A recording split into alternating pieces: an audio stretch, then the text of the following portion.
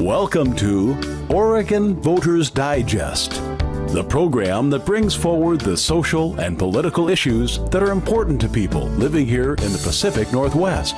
And now, your host, Bruce Broussard. Welcome again to this segment of the Oregon Voters Digest. I'm Bruce Broussard, your host, and by George, we got all sorts of activities. Just so happen we're recording today. There's the Rose Festival going, activities this weekend, but they got some things going, and naturally they've got issues, i.e. rain.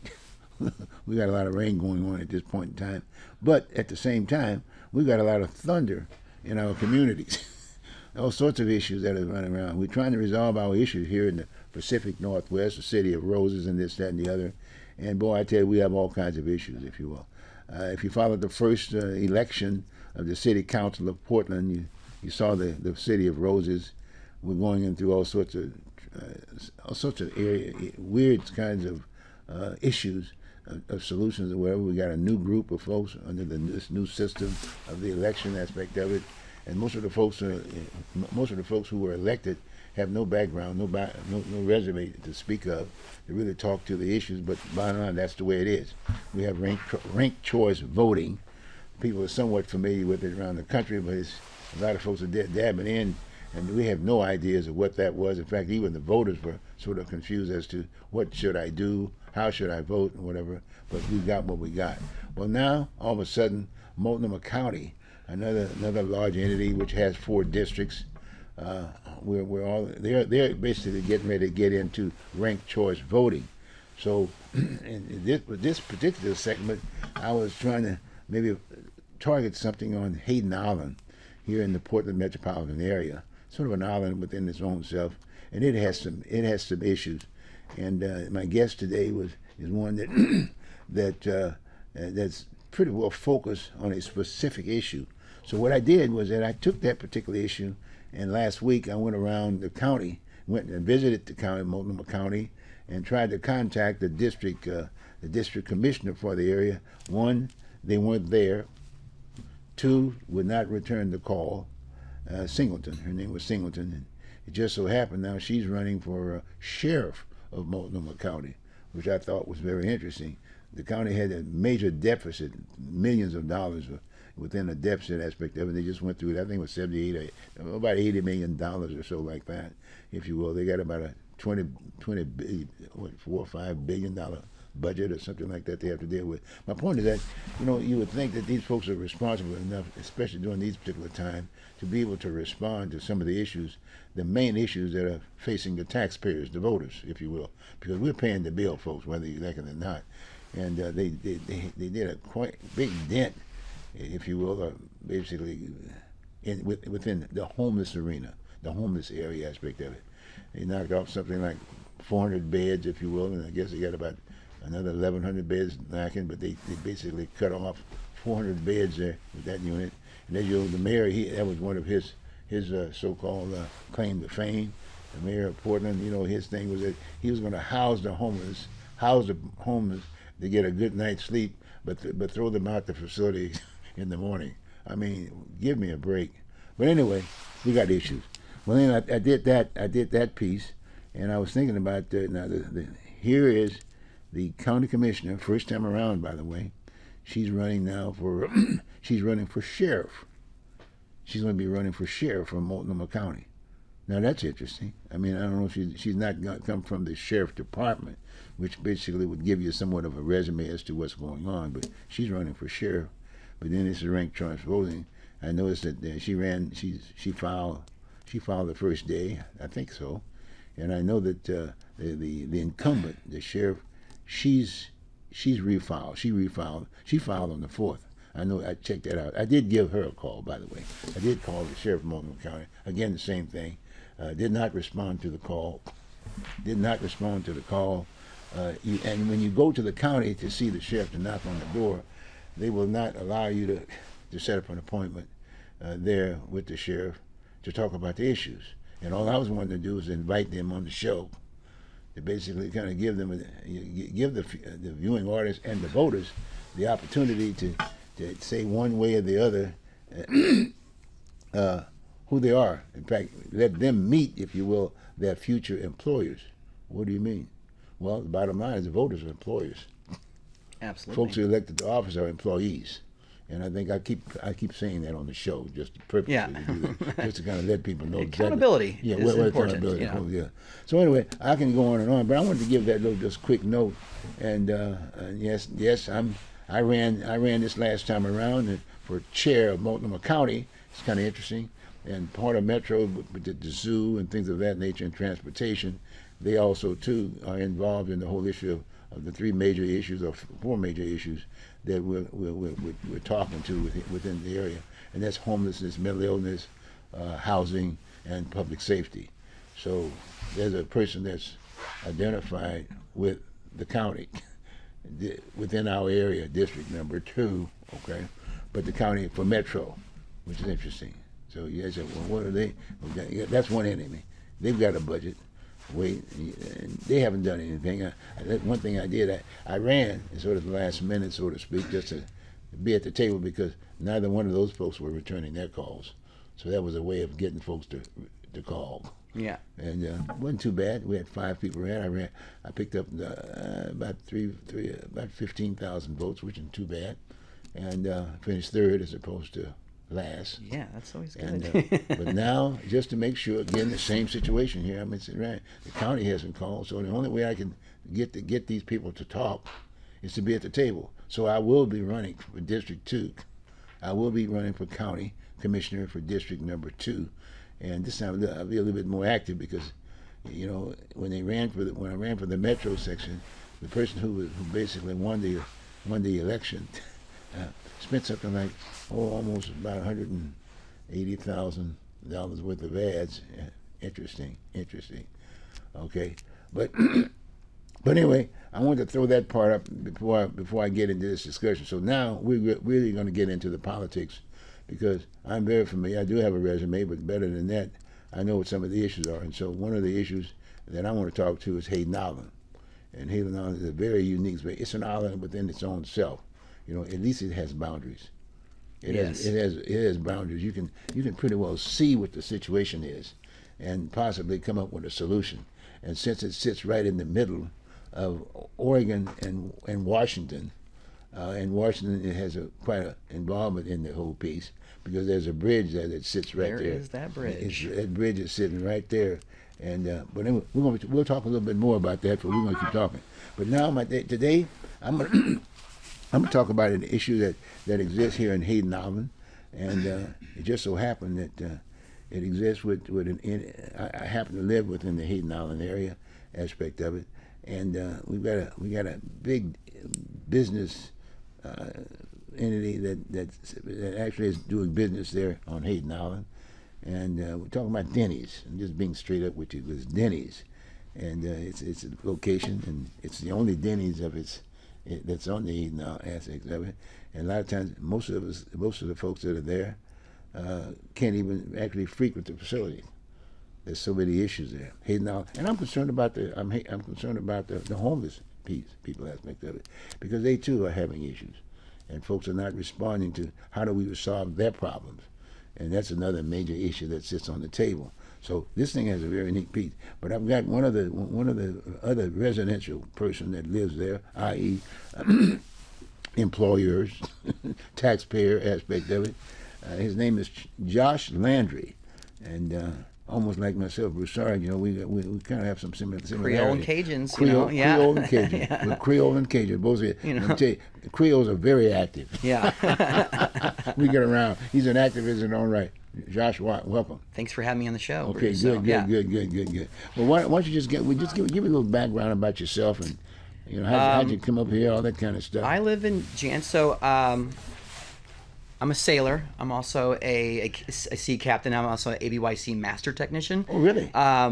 So I live on Hayden Island, a floating home, so I really kind of doubled down on the life aquatic. So I used to joke with my girlfriend. I was like, when we'd go to Hayden Island, I was like, Hayden Island's where meth heads lay their eggs, which is not a nice thing. And we started looking for houses. We found one that was inexpensive, needed a little bit of work, which you know, resonates with me. And I was like, you know what? If this drops down to $20,000 more, maybe I'll give them a call. And it did. And I jumped on it. And then a month later, I had a house. So Wow. I've been fixing it up for 2 years. So I bought the house in cash. So I beat my dad to home ownership. So I'm pretty proud of that. So, Nice. you know, I was also low income. So our end of the mortgage is more low income. So I was able to afford a house, pay it in cash, fix great. it up, Great. you know, build my equity that way. Yes, yes. Rather than having a bank take, you know, their cut of it. So, Oh, yes. And I become more and more involved with my community. When you live in a floating home community, you are feet away from your neighbor. So you get to know people pretty well, and they're picadillos, you know, and it takes all kinds. And I mean Yes, that in the best yes, possible way and the yes. worst possible way. Right. We learn to coexist in a way, and in a very tight-knit community, you know, and I've lived in a lot of places, but never quite. I mean, if you try to walk down the length of the mortgage, it's gonna take you a while. You're gonna run into people, and they're gonna talk to you. So, but yeah, but we have on the east end, we have a little bit more problems 'cause we're close to. The Portland Water Bureau has a decommissioned water tank, which they sold to an individual, and he has let it go, and he's aware of this. And we've made we had the city go there, and they've condemned it. The fire marshal has decided to let it burn, which happened again. And nothing seems to be. And that's near Denny's, right? That's right outside of it, Right, and it right seems to be outside the of it. magnet of it because people Okay. go in there, and that's Okay.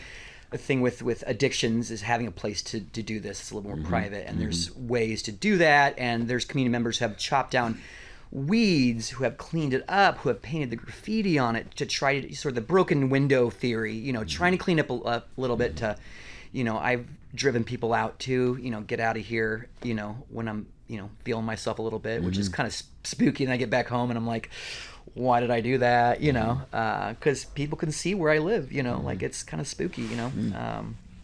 But, you know, I believe it's worth fighting for. So, you know, and that gives me, you know, impetus and whatnot. So, Well, you know, like I said, it falls in that category of homelessness. yes, Huge. it does. Absolutely. And then again, it falls in the category of businesses. Yeah. You know, and I'm pro-business, you know what I mean, Yeah. as far as I'm concerned. But the fact of the matter is that it's so unique, and we have a small community.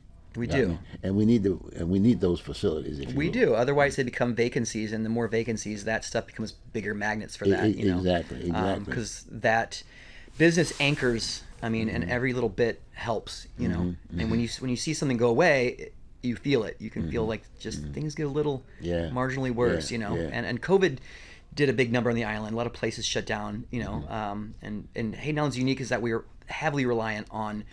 What's called tax refugees from Washington. So 40% of Clark County commutes to Oregon every day. So they come through Hayden Island, they stop there, they shop there because it's tax free. Right. So we don't. I mean, there's people from Oregon, but it's once again the traffic gets bad because of commuters. So it's not as accessible to Oregonians as it is to Washingtonians. So. Which creates a whole nother set of dynamics too. Your first encounter, what got you? What got you? Oh, encounter with Hayden Island or with with the issue? with this issue here. Yeah. Well, we've had a lot of just that water tower. It is the Wow. bane. It is just like the magnet, and the guy who bought it. I mean, so the thing centers around the interstate bridge replacement. So this Right, guy right. bought it to potentially hold on to it and sell it and make some money off it. So what people don't know is that eminent domain is tax free. So whatever he makes off it, he makes a bunch of money off it. But in doing that, he has not done the requirements to tear it down. And there's no enforcement to it too, which is part of the deal. Sale, So, right? yeah. Was part of the deal Yeah. aspect of it. And that was on that first bridge. See. When Yeah. They tried to put the first bridge. He together. bought it after that, so in between the Right, two, right, between the okay. CRC and then the rebrand, Right. the right. IBR. So Right. I got you. Okay. And the IBR is my big issue, and so that also becomes, and that's kind of how I got involved in the GBMI board of directors. I'm also part of High Noon. I'm also a part of the Waterfront Organization of Oregon. So I've been involved with that, and my focus is the IBR because me and my neighbors will lose our homes first, and there's no replacement, and it's a Fourth Amendment right, illegal search and seizure. So they have to replace like for like. But we have a moratorium on floating homes. So you can't just go out. What we have now is what we will have forever. They will not be making more. That's it. That's it. And you look at Lake Union and their communities, or even other communities like Sausalito, Waldo Point, like those houses yield for millions of dollars, and there's no reason why we should be part of that too, but we live on an island, so therefore we have theoretically the access is a big thing as well. So having accessibility, and that's a thing that with the IBR we're going to see less of that when that's put into place. The IBR, the Interstate Bridge Replacement, yeah. The interstate expansion, although they want to call it that, Exactly. but it is expanding. So Now they don't have any certification, if you will, at this point in time. they're waiting to for the build- Secretary Duffy to approve it, which approve it. seems unlikely, but I wouldn't put it past him. But I did watch a YouTube thing, I think it was Tuesday morning, of ODOT and a bunch of people in a room approving $3.5 billion and making this decision. It's like, who voted for any of these people? I don't, and just like, it felt like a stomach punch, Right, because right, this right. is my home, Again, taxpayers' money. Yeah, yeah, You know what I mean? yeah. And So it's a lot of money, and and we that's have also no idea whether or not it's going to be built. Yeah, and also, those things, that infrastructure costs money to maintain. Yes, and we do yes. not have the money to. Exactly. It's like having another kid. If you got 12 kids, I can't afford 12 kids. Well, don't have a 13th. So we're at that situation where like we can't afford any of these things because we don't have because it's 4%. That's usually how they factor in 4% of the project, especially bridges, is yearly maintenance. So $3.5 billion would be $140 million every year. They don't have that. Wow. They don't, that's right. They've got a deficit they're dealing with. I mean, they could always toll us Yeah. indefinitely. Right. And that's 14% will actually pay the bond off. That means the rest of it goes towards administrative fees. So 86% of that would go towards administrative fees, which is pretty wild. Wow. But we do one thing at a time. So crime is a thing. This thing is a magnet. How do we solve it? Right. I know that there's been some issues with reference to the Denny's from the standpoint. It does, of some of and I've talked to her, the manager there, and she struggles a lot with it. What she's doing and her trying to get corporate involvement too. That Denny's exists in a weird space because they have, I think it's the only one that has video poker. So they call that area Lottery Row. It's all of Lottery Row. It's all owned by one individual who made a bunch of tiny little bars. It's because he wanted to build a casino that's illegal. So he built all these tiny bars to create a collective kind of. They all have different themes. There's Anchor Bar, which is a sailor one, which appeals more to me. Right. There's an Irish version. There's there's whatever floats your boat. It's there. You like barbecue? We got one too. Right. So Denny's has that, and so it can attract some strange fellows, very maybe, much so. but not as much as the water tower does, just because they break in there. There's people living in there. They burn it down. We had a time in the winter where the interstate bridge replacement was drilling in the center of the island. So what was happening, there was some homeless camps there. That drove them out, and so they moved in here. We had 5 nights, every night, calling the fire department as the thing caught on fire, 5 nights in a row. And Well, you just had one recently too. yeah, we had one during. I had an Oscars party, and so I was having myself a martini and in my tuxedo, and there's just smoke curling down the water, and it's pretty ominous. And last week we had a big fire, Pier West, which is just south of us. It took out 4 homes, so big fire. And just one of those things where if the winds are blowing right, the winds are blowing northwesterly, which is the summer winds, that's pointing right towards us. So. Yeah, we have a lot of weird considerations. We got to worry about beavers too. We have beavers that chew trees up and knock them down on people's houses. So we got to put cages around it. So there's all sorts of stuff you don't think about. Otters, we've got otters. They're mean. You don't want. Well, in all due respect, there's been some as far as crime is concerned, and i.e. the whole issue of people getting killed. I think one guy got his throat cut. Yeah, that was on the west end of the island. So that was last summer. So that was pretty heavy. Yeah. Aspect of it.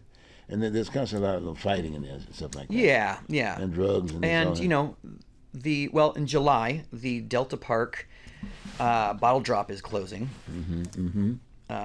which I'm looking, I'm happy about that. Yeah, right. Where they're going to put it. There's been Have some they closed speculation. down yet, or they? No, July is supposed to be they're not renewing the lease, but you're just watching. You have things like there's Dick's Sporting Goods, Yeah. moved to Hayden Island. Just moved like a Right. quarter of a mile away. Right. Just to if that gives you an instance, of what it's like. Right. It's just it's kind of zombie town down there, so it's kind of Oh, Wild yeah, West. yeah, So. Yeah, there were some businesses that have been moving out of it. Yeah, they've Number of cleared out businesses. just about everything out there. So, yeah. we have this thing where we have things that start off really nice, which I'm obviously I'm very pro recycling Yeah. and things like that. Right. But they can sour over time, or it just changes. There's What about security? security on the island. Yes. So, well, primarily Hayden Island's primarily private, and we don't currently have with the budget cuts, we don't have a car on the island anymore. There are in the morning we do get some officers in, which is nice. Portland Police? Yeah. And so they'll get coffee at we have Panera, so they hang out there. That's where I get my coffee too. And I'll see them there. And we had an incident maybe a week and a half ago. We had a gentleman who was cutting off. We have signs, so there's I call it closing the loop. So they can't prosecute someone if there's no trespassing signs. Like, well, they didn't know, even though there's barbed wire and there's a fence there. So I actually saw him walking away with the signs, ran around, and was like kind of yelling at him. And then a squad car passed by, and I was able to flag him down and got him. I got him. He had a warrant out for criminal trespass. I also identified as the individual who had broken into this area beforehand and was living in there. Yeah, so that was kind of I'm still waiting to hear back. I made a police report, got all the evidence, got my evidence from before too. So probably next week I'll be following up and be like, hey, just checking in on how that is, because there's not really a tactile response. There's like, hey, we've got it, and I'm sure they're, very busy. And of course, Fleet Week, you get a lot of stuff. Rose Festival, that gets a lot of attention. Right, I know a lot of our river patrols are there now. Helping the Coast Guard with security and stuff like that. We had a meeting Wednesday with WU, and usually Waterfront Organization of Oregon, and usually we have the officers there and kind of gives an update. Right. Some river gossip. So the county's involved. Yeah. They got their own police force. They do, and they're doing as much as they can with what they've been allocated. And Broughton Beach is where they have their headquarters, and of course they have a presence on the Willamette as well. But yeah. Well, what about who assumed the responsibility? You got Denny's, you got the guy who bought the property. So yeah, and he should be the person the focus should be on. But once again, how do we go about that? How do we push the buttons? How do we grease that wheel? How do we make that happen? Right. And it's been cleaned up numerous times and boarded up. Now the point now where there's really nothing to board it up with because that's all been burnt out. It's a burnt out shell, and you'd be surprised what people were okay with. It is. And I peeked my nose in there the other day, and I was just like, it's watch where you step. So. Well, it has to be cleaned up. Yeah. One way or the other, it has to be cleaned up. It's sort of like it's the city county. Situation. So you got to go. So normally we go to our other employees, both elected bodies, right? Yeah. You got me? And the idea is who's going to respond. That's one of the reasons why I'm running. Yeah. And so far it's been the community kind of rising up, cleaning up these spaces. Like we also have the bridge too. So the North Portland Harbor Bridge, ODOT put signs up there. They don't patrol as much. They've gotten much better, but we've spent a lot of time and effort with other community volunteers cleaning that up. Spending hours and hours and hours cleaning up just to have one person just trash it again, and it gets a little demoralizing after a while. Is that the Oregon side or the Washington It's side? the Oregon side. So Right. the Washington side's fine. So they seem to, Clark County has a lot more money than Oregon County has. So Are they still giving vouchers to folks in Washington to come over here in Portland? Oh, I'm not sure about that. So I have to check on that. But Well, you got to have somebody checking. Yeah. At the end of the gate, right? Yeah. When they walk in the door. Yeah. And what about the identity of some of the folks that are there that are homeless? Are they being? Is there any services or care? services? There's Yeah. no service there. There's no Hayden is service. primarily is private, and I've explained this to a few people before. It's like you can't be here. This is private property. I mean, the only place that's not private is maybe the bus stop. The buses drive on private roads. At least where we're at, they drive on our road, which we're having to repair constantly too, because that's pretty much the heaviest thing that drives through there is the buses daily. So there's really not, but it's the proximity to Delta Park, so that becomes the hub, and there's a lot of spaces between where the highways, so that becomes very attractive for people to set up camp, and then they get cleared and they move somewhere else, so the water tower is a big magnet for that too. Magnet. So, and then we've witnessed quite a bit of drug dealing. Denny's parking lot has been a hub for it too, and some people get a bit afraid because they start to get noticed, and they get scared, because they're making a stand, and it just doesn't seem like anything's happening, and there's been a few instances where things have happened, but it's still far from it, and we're still working on it and trying to grease the wheel, I've had people watch me walk, because we're on the river, so you can sit in the cliff and on the hillside and watch people. And I've been watched going home by people, and I'm like, yeah, yeah.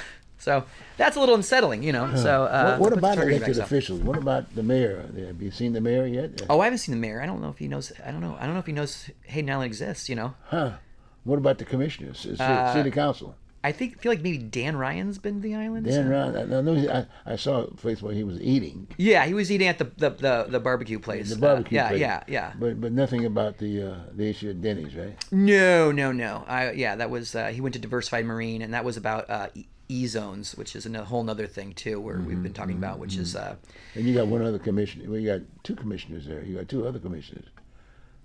Because they both represent district. Yeah. But you've not. But Hayden Island doesn't get a lot of attention, so Well, we'll start getting something. Yeah. I would. We're gonna get something.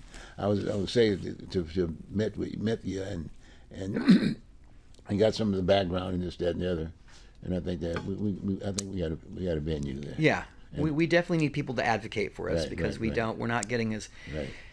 It's any outlay, it's like, you look at like, 122nd, we're buttressing against Gresham, that's a crime alley there too. Yes. And anything, just around that circle. Well, generally, I think like those two spots and where we're at is kind of, and Marine Drive is the most dangerous road in Multnomah County. Very much so. Yeah, very much so. Which I didn't realize till later.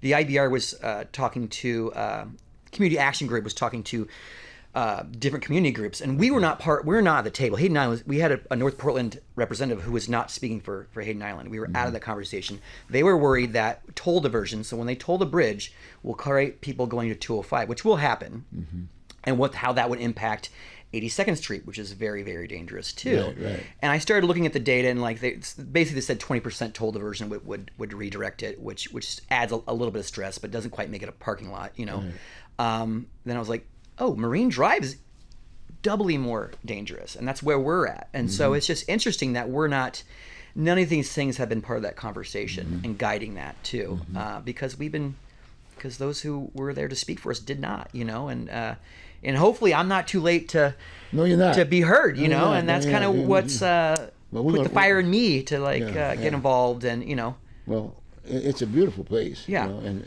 if it used to be a real neat looking place. Yeah. It was a very festive area, but it's not anymore. But we will get it there. Right? Yeah. Sounds we good? still live in paradise, so I still feel, I like it, Josh. Yeah. I like it, Josh. Well, look, we'll tell you what we'll do is that let's follow up on this situation. Yeah, absolutely. You got me? And I'll be getting together with you.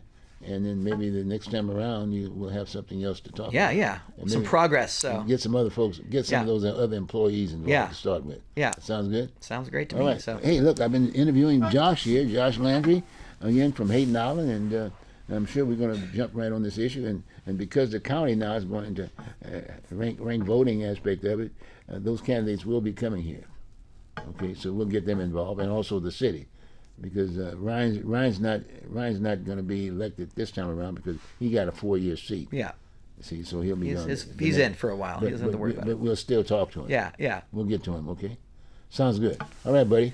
Thank This you is very good, much for Josh. having me. Oh yes, you'll be here next time around anyway. All right. Give me an update, okay? Yeah, absolutely. We'll So- talk about that. Yeah. Okay, so, okay, good. You just walk. This is community television. So All right. I can just walk off. All right. I don't know. walk Yeah. around this back We'll there. cut to a I'll get commercial break. John. So, John, yeah, I'll get John. No, we don't necessarily have to. all right. Do I need to stick around or? Oh no, you're in good shape. Okay, perfect. I will Bruce. get back to you. All right, yeah, okay? yeah. This week. Okay, I'll see buddy. ya. Thanks, Josh. All right. Okay, bud. Okay, John, come on up here. I've got John Sweeney here with me today, and I'm sure John's got some things he'd like to share, and also talk about these employees that we're getting. You know, I've got two hats on there. I'm not an employee. Well, we are. I'm an employee right now because I'm running for office, so I'm an employee, and I will be an employee. Well, I'll be one of whoever's going to be running for the seat. Yeah, we've been in the public eye, you know, because you were in the Marine Corps and in the Army National Guard. And, Yep. and I was in the Army National Guard, and the Army Reserve, and Army National Guard, and a city employee. And the deal is that, so we have a real touch and interest. Yeah. The fact that we're Yeah. employees and we want things to work better for the citizens Yep, because they're the ones that are paying us. Oh, very, very much so. Very much so. Well, John, I tell you what, we're going a whole new phase now. Now with the county, we went through the city, and let's touch bases a little bit more, kind of, if we can, give a little update on what the city and how do you think they're faring out. They've gone through one cycle.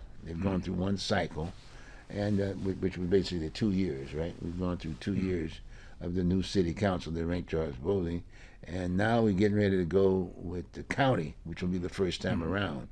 And but going back to the city, let's talk a little bit about the city and are the taxpayers getting what they thought they were going to be getting? Absolutely not. You know, it's, and of course, part of the deal is the fact that when the COVID come along, and then they had the riots downtown Portland, and you've got 20-story office buildings all boarded up, Right. and the sale of them a few years ago were selling for $300 to $600 million, and now they're selling for a fraction. Yes. And they go to the Board of Equalization, and they get that tax dropped, because they say it's not worth $600 million, it's worth $30 million, Right. and they get it dropped down. Then what's going to happen over the long haul, because of ballot measure 5, was the fact that the property tax rate can only go up 3% a year. You know, it's not going to catch up to today until your grandchildren's children get to be voting age, because that dropping from 600 million to 30 million, and then knocking that tax rate down, that 3% going to be a long time calling, you know, unless they're able to do something drastic, and the people are not in the mood, you know, because they've had so much high cost of everything. The stuff that did pass is amazing that it did pass, but a lot of big stuff did not pass because the people are not in the mood. And I've talked to a couple of state legislatures, and they says, well, this tax is for this and this tax is for that. Well, you know, they sell it to you as, well, it's only going to cost you a little extra on your tax bill. But that's on top of everything else. You know, you've had your property taxes, say, jump 20% over the last 5 years. That's pretty steep. You know, and a lot of senior citizens are wondering whether they can stay. And well, before we get in that part of it, let's go back to how this all originated to begin with. Before Wheeler was elected, who was the gentleman that was there, the mayor? Who was the mayor that was there? You're going back a long time. Yeah, but Vera before, Cass was back there, and well, not Vera Cass. This was, it'll come to mind. I said, but like I say, so much stuff's happening now. You don't want to remember anything for that matter. But anyway, before Wheeler got elected, former Mayor Wheeler, he was the last mayor that didn't participate in this ranked choice voting aspect of it. But before he was elected, I'm thinking about the homeless problem and the rioting. Okay, the rioting was there before Wheeler. right. Okay, and also the homeless was there before the rioting. Correct. I mean, okay, and what I mean by that is that it was interesting. We had a homeless issue in the city, which was Well, kind of yeah. it was funny. It wasn't as pronounced as it is today. My point. And so Well, what they did was, remember they had that big activity right in the front of it, in the park there, downtown Portland. They had the big deal, so to speak, with the homeless. Yeah, well, They were living there. if you go back far enough before all this started, Portland had the reputation for them. This is the place to go, and on the eastern seaboard, Baltimore, Maryland was the place to go. And about 20 years ago, Baltimore, Maryland says, the more we do, the more we need to do, and we don't have enough money left over to service the people who are paying the taxes to pay for this. So they, come 1 July, they just shut it down. And when How long was this ago? that, probably about 20 years now. 20 years. Yeah, Okay. and that was in Baltimore. But the deal was in Oregon for a long time, because it used to be every fall they had lady get on and says, we need more blankets, we need more sleeping bags. And that's what I was talking about. Because I think that the mayor right before Wheeler was the one that was able. Remember, they demonstrated in the front of his home. Yeah. The real homeless thing started, now that you mention it, was with Bud Clark, because that's when it really got rolling. Okay, so actually, it wasn't the mayor after Wheeler. It was the. And Bud Clark was before that particular entity. It yeah, was but about that's 3 how years it had in. been. And then Yeah, Bud Clark okay. got in there, and then Vera Katz came after Bud Clark. No. Yeah, Vera was beforehand. But Bud was after. No, Bud was before Vera Katz. Yeah, right. And if Bud would have run for a third term, we'd be a lot better off. But the thing is, that, Anyway, it happened quite some time but, ago. You're but right. this is the thing, is that they had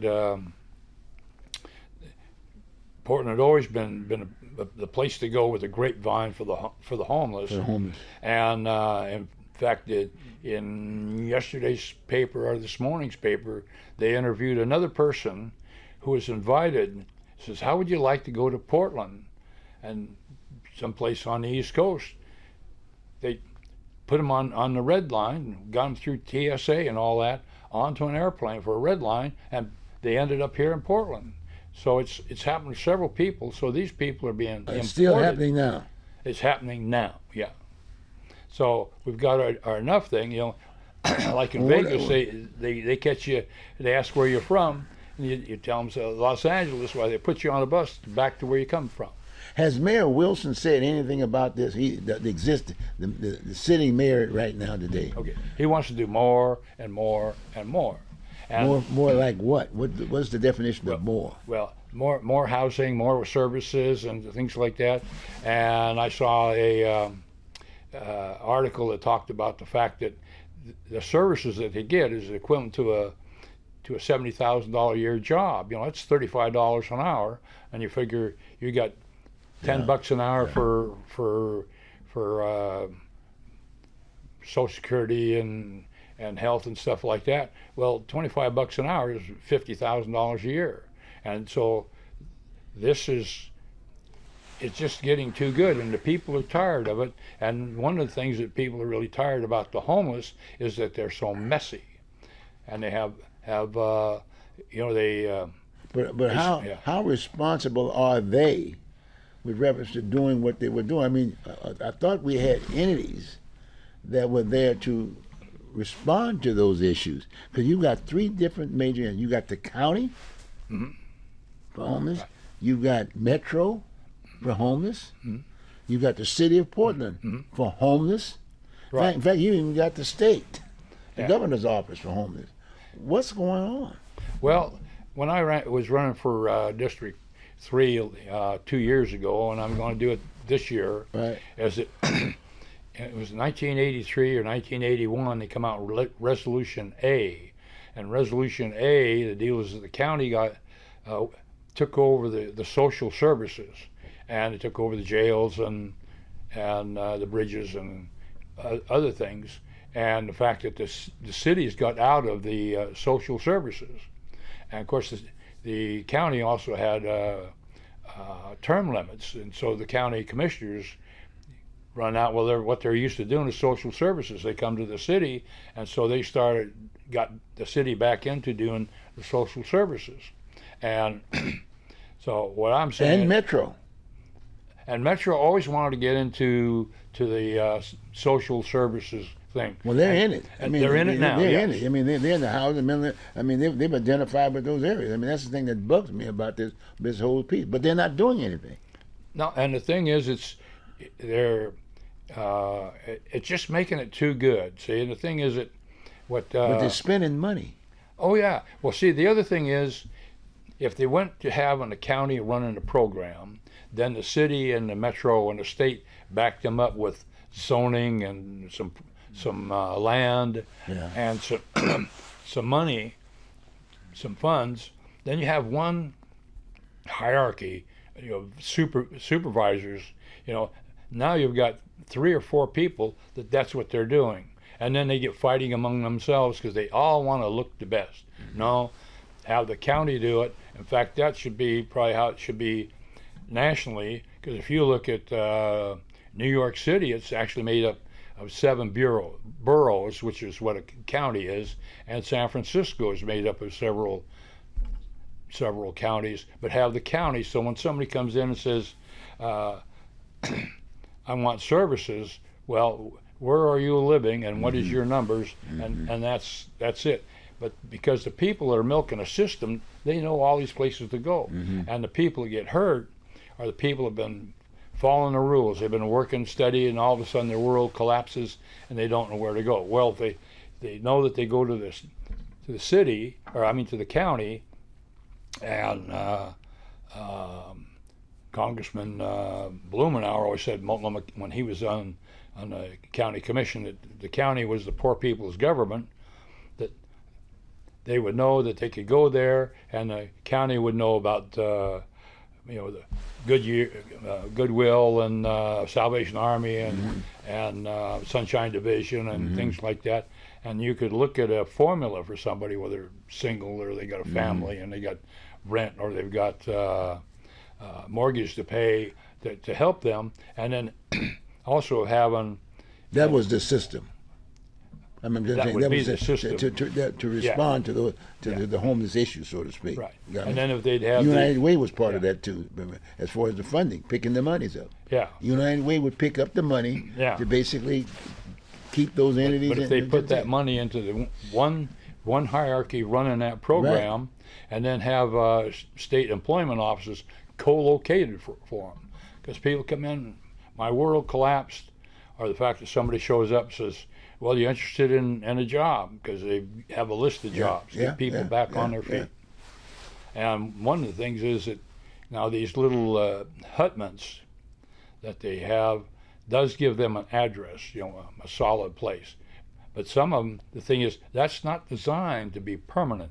And the thing is that I think the city and the county and the metro, they want it permanent so they can show this is what we're doing, see? But this is for people, in many cases, they don't want to work, because there's a major portion of the population of the working age, they're not even trying to work because they get all these services for free, and they can get along with that.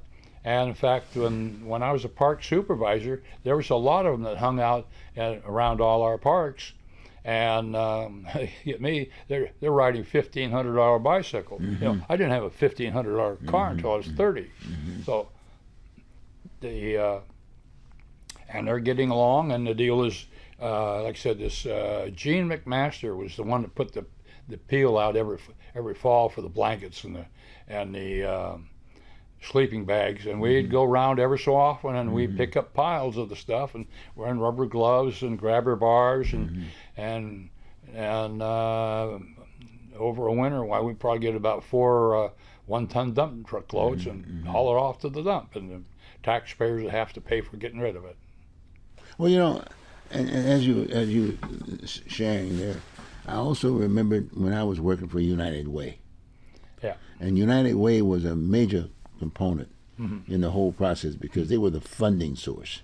Yeah. But part of that funding source they had just to make sure that the people that they were raising the monies from knew that it was going for a purpose. Yeah. They had a vetting component Yeah. that basically checked out Yeah. one, and also they would recruit other entities and evaluate them accordingly, and then the monies would be given accordingly, and they were a major factor as that. But I mean, you don't even hear anything about the United Way anymore. No, not at all. No. But now all of a sudden, you get the taxpayer involved in the process. Yeah. They're the funding sources. So you sort of say, well, now, who's picking up the money now? The city, the county, and what? Through taxes. And there's no vetting. Yeah. Well, Where's the vetting source of these entities?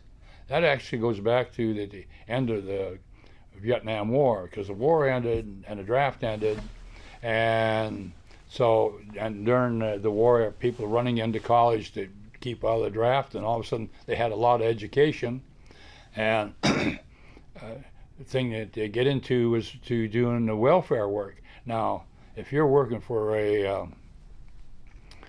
the Goodwill or Sunshine Division, or well, not Sunshine Division, but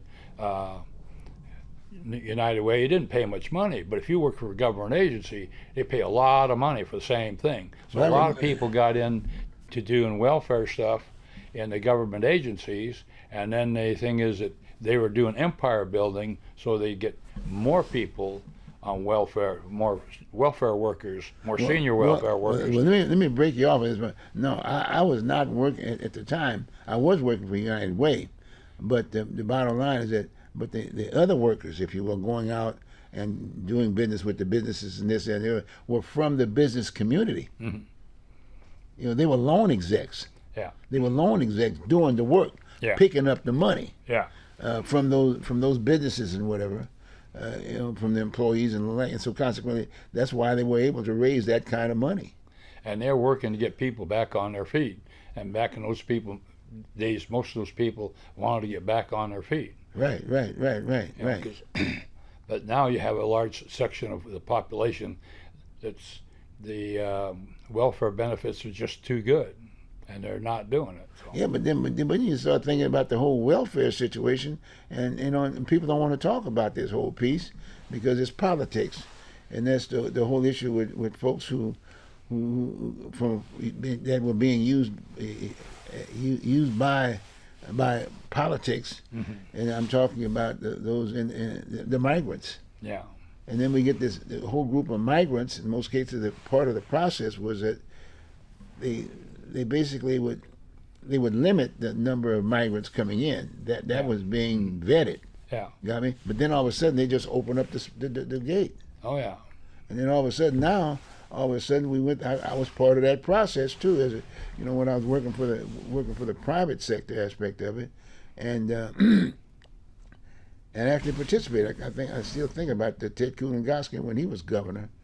I participated, and Fox was governor of Mexico, and they were trying to figure out what to do with the migrants that were here, and but there were two groups of migrants that got their citizenship under Reagan and Bush. Remember that? You got me? They got the citizenship, and the whole idea was that they didn't have the monies to get to the migrants didn't have the monies if they weren't citizens to get the lawyer to represent them to get that legal, because that was part of the process.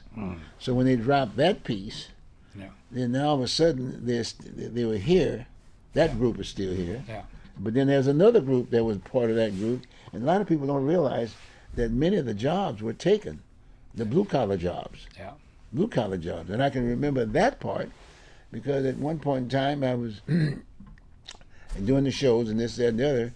Voters Digest was heavily involved with the whole issue of the custodians in Portland Public Schools. Oh, I remember that. Remember that? And boy, I tell you, we were having shows. Yeah, I still have all those tapes and whatever. And here they had, and then a union came involved in the process. The unions came in and then all of a sudden was it SEIU? Remember that one? Yeah. Oh yeah. The SEIU came in, and they basically had the contract with the state government, this, that, and the other. And here at Portland Public Schools, they had solid folks Yeah. who were working for the school system, Yeah.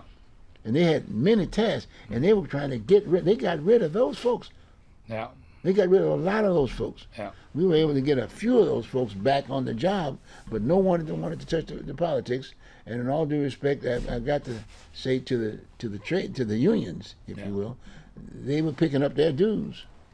Yeah. Well, one of the things is they were saying, you know, that the custodians are like all they did is sweep the floor. You know, No you way. have the head custodian at a school. They were doing all kinds of things. They knew the heartbeat of that building. Big you know? time. And the kids. Oh yeah. They'd open it up in the morning. I remember that. Open up in the morning. They would check out, and they would know where the bad kids were and the good kids were, and they helped the teachers out. I mean, they were doing it was a multitask kind of a situation for the custodians. Oh yeah, and it was like the furnaces to keep the buildings warm was like the heartbeat, you know, and some of them they had to monitor them to keep the water level up. They did that.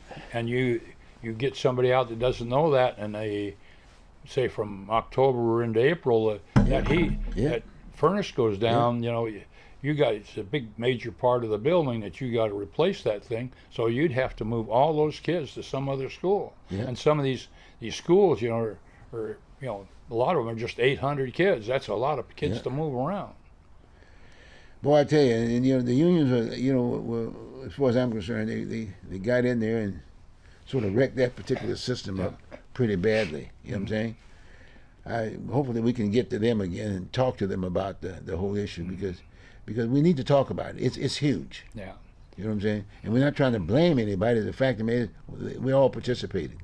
Yeah, and well, another thing about like the schools and like the custodians, some of them they didn't stay custodians forever. They got to be painters and minor repairmen, and then some of them even went to school and become teachers. So. Yeah, but my point is that they were doing all that stuff. Oh yeah, They were doing all the painting. The custodians were doing all that stuff. They were doing the painting. They were doing the opening the schools. I mean, you look at that budget now. They're sitting up there with a budget shortfall, big time shortfall. Yeah. All of a sudden, people don't understand. They don't share enough with where did that shortfall come from. Yeah. Yeah, and you have a toilet go out, you got to fix it because recess and lunch, you got to have it ready. Right, and if you call a private entity, you're talking about maybe 6 or 7 times more. That's what the cost might be, okay? And I'm not trying to knock the business aspect of it, but they weren't. They were still in business, doing other things. But all of a sudden, if they, you know, the whole idea the custodians would solve those problems, and guess what? They didn't have to worry about that, picking up that big dollar. Yeah. I mean, it's a sad note, and so now we're trying to see how do we go about electing folks that understands this. Yeah. What we're talking about. Yeah. You know, and sometimes you worry about that, and we recognize it, and I recognize the fact that a person gets elected to office for the first time. If you don't have a resume nowadays, it's not, there's no need for the resume. Yeah. It's just a matter of just saying whoever gets the vote. Yeah. But we both have we have resumes, extensive backgrounds, very extensive backgrounds, and broad interest that takes care of all I'm that. still kind of like, you know, still wondering why, because I just came out of this race of the president of Metro, and looked at how they ran their campaign, and looked at what I had to run their campaign, over almost $200,000. Yeah. You know what I mean? Just basically playing the ads and the TikToks and this, that, and the other. And they hire people to do things, and they pay them more than what the president of Metro is making, or the county chairman, or mayor. That's right. And you know, the seat was going to pay something like $200,000. Well, you know what the scam is, don't you? Wow, what is it? Okay. Say they're looking for a traffic engineer. Well, and I belong to a traffic engineer association, see, and I tell my buddies, I says, I want that job, see. So I'm going to apply for it, and I want you guys to apply for it. So they get a couple dozen people apply. But the deal is they got higher demands, so they find out how this is good, and I get into the top, and the deal is they're demanding a lot more, so I'm demanding a little bit more than what they're offering. Well, I look like a bargain, see? And so they keep saying, well, you got to pay this to get these people. Well, they're being suckered along all the time.